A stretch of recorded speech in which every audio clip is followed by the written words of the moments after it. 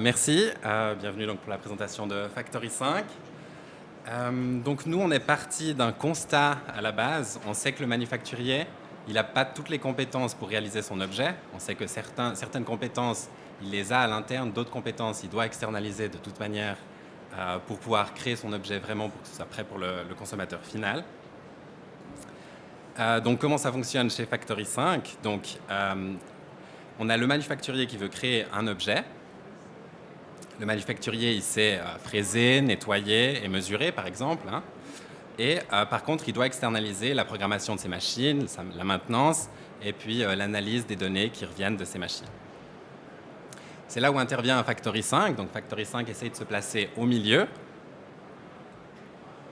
Et donc, le manufacturier, il peut, sur Factory 5, retrouver les compétences qui lui manquent, fournies par les experts qui existent déjà sur le marché. Donc voilà ici quelques exemples de compétences qui existent sur le marché. On a catégorisé donc, les différents process en 3 catégories. Donc on a les premiers que nous on appelle les smart machines, qui sont donc ici le hardware. Ce sont des machines qui généralement proposent une spécialité et non, c'est plus ces machines toute option, ces énormes machines toute option, c'est plutôt des petites qui sont spécialisées dans un domaine. Donc on en a une sur notre stand, le M108, qui s'appelle la Micro 5, peut-être que vous en avez déjà entendu parler. Et le but, c'est d'avoir différentes smart machines qui seraient du coup modulables en fonction de ce que le manufacturier final il aurait besoin.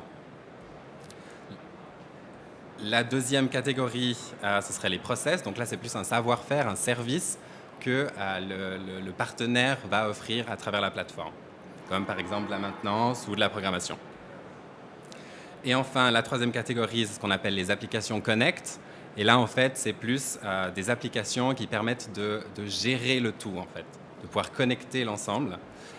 Et donc, tout ensemble, on a cette espèce d'écosystème où tout est présent pour le manufacturier pour qu'il puisse produire vraiment son objet de A à Z, suivant ce qu'il a besoin.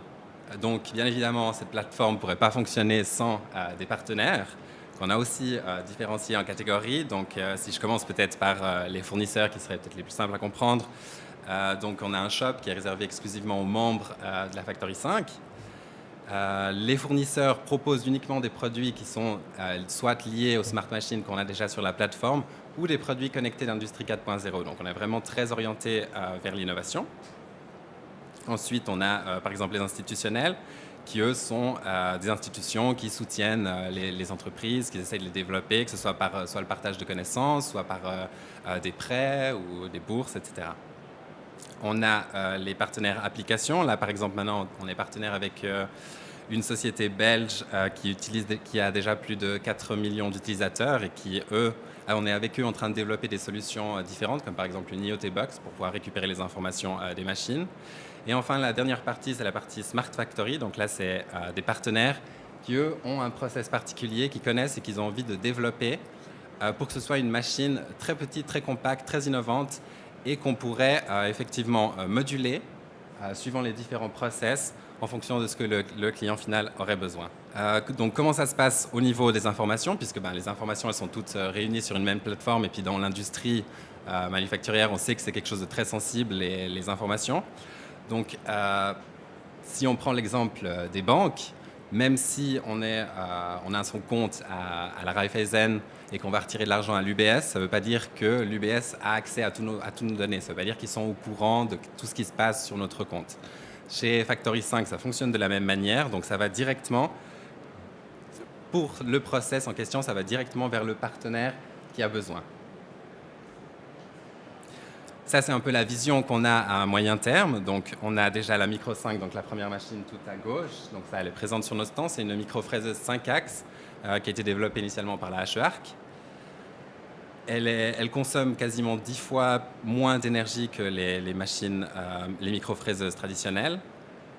On est d'abord allé chercher le client avant de produire la technologie. Et puis, le client avait des demandes particulières et c'est pour ça qu'elle a cette forme. Et c'est aussi pour ça qu'on a développé une 4 axes basée sur le même design. Et du coup, dans un moyen terme, on essaye de travailler avec d'autres partenaires pour fournir d'autres services, d'autres process, pour pouvoir avoir une espèce de mini smart factory comme ça, avec les différents process en fonction de ce qu'il a besoin. Donc on pourrait imaginer une 5-axes, un process de nettoyage, un process, etc. Enfin, comme on l'imagine en fonction de ce que le client pourrait avoir besoin, avec un robot au milieu, le tout automatisé. On pose son cube de matière et ça ressort l'objet terminé. La clientèle cible qu'on a, donc principalement, c'est l'horlogerie. Donc là, pour l'instant, nos 5 clients pilotes avec qui on travaille, c'est des clients de l'horlogerie.